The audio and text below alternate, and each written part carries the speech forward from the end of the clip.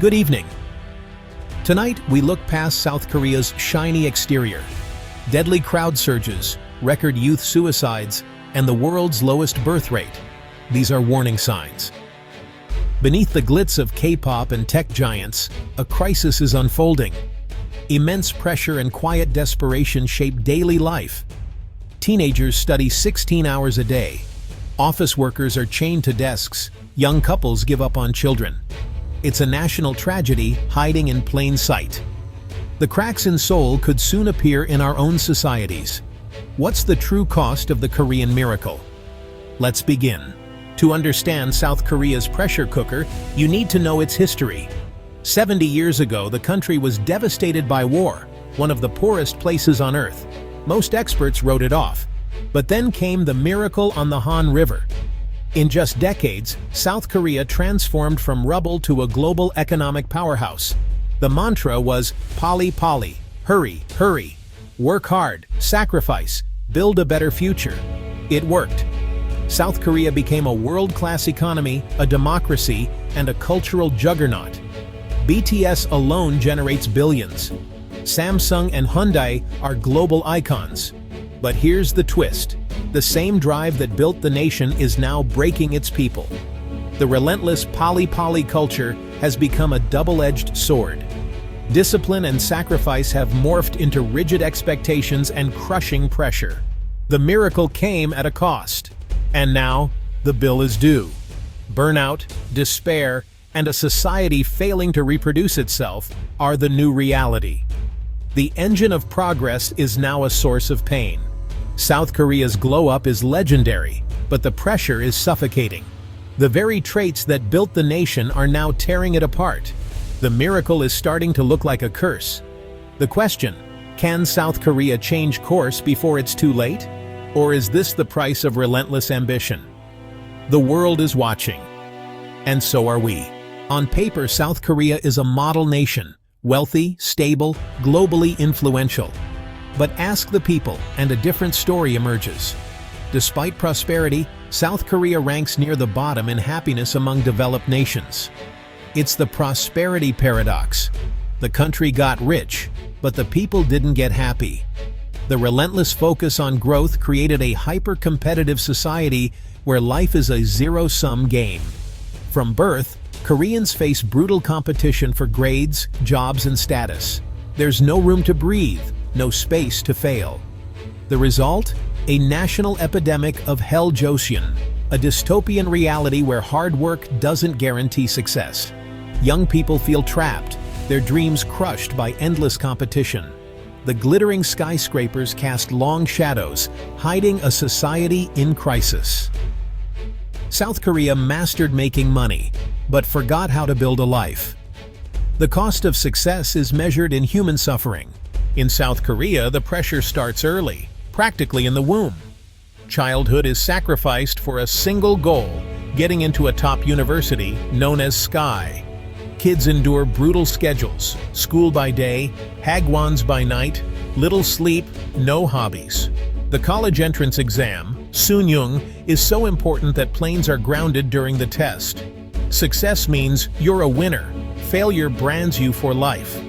The system sorts children into winners and losers at 18, with lifelong consequences. Survive the academic gauntlet, and you enter the next arena, the corporate world.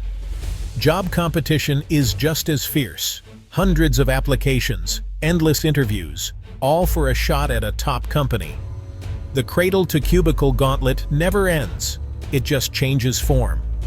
Pressure to succeed is constant, from childhood to retirement. The result?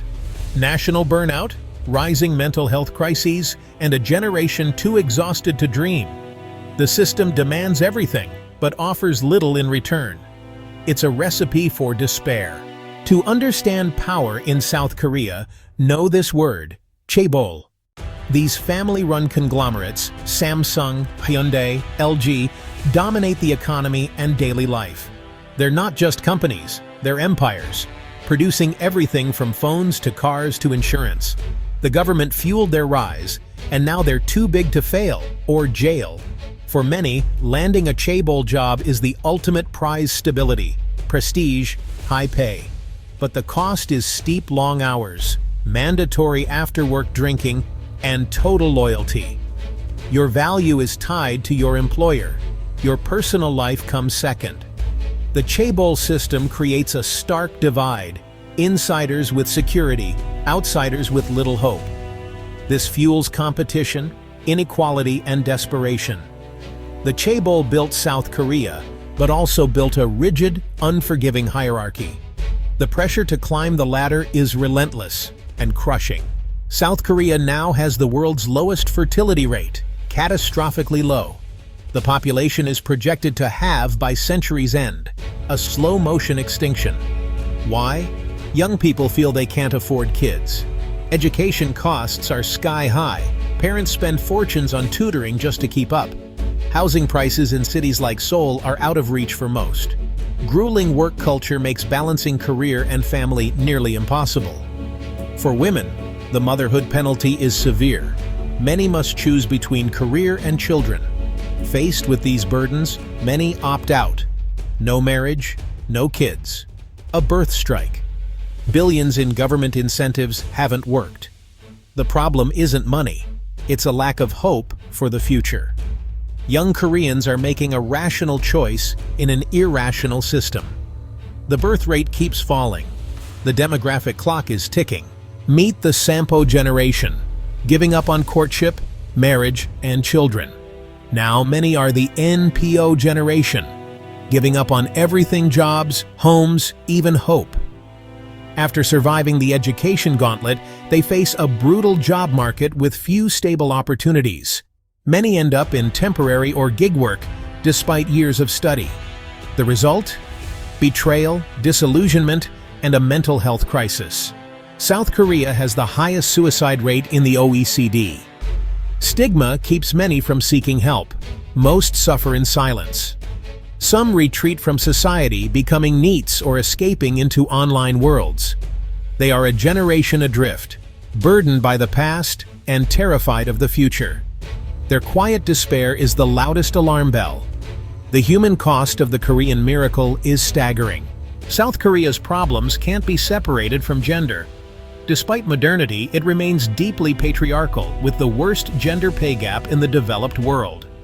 Women are expected to excel at work and at home, but face immense barriers in both. A fierce anti-feminist backlash has fueled a toxic gender war, making healthy relationships difficult. Many women see marriage as a trap, forced to sacrifice careers and shoulder all domestic burdens. So, they're opting out, staying single, focusing on themselves. This marriage strike is a major driver of the collapsing birth rate. Traditional family life is breaking down, but nothing has replaced it. Men and women live in parallel worlds, divided by resentment and misunderstanding. Government incentives ignore the root cause: entrenched patriarchy.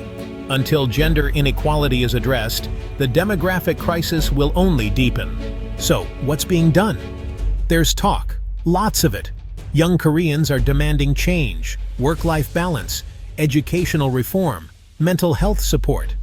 They're rejecting toxic work culture and pushing for real 5-day work weeks. Calls for affordable housing and a society that values happiness are growing. But real change is hard. The old guard and chaebols resist, clinging to the status quo. Generational divides are deep. Elders see complaints as weakness, not progress. Government reforms are often watered down or ignored. Cultural norms of overwork and competition are hard to break. Every step forward meets powerful resistance. South Korea's story is a warning to the world. Many nations face similar issues: rising inequality, job insecurity, falling birth rates. South Korea is simply further down the path. The question: what's the point of winning the race if everyone collapses at the finish line?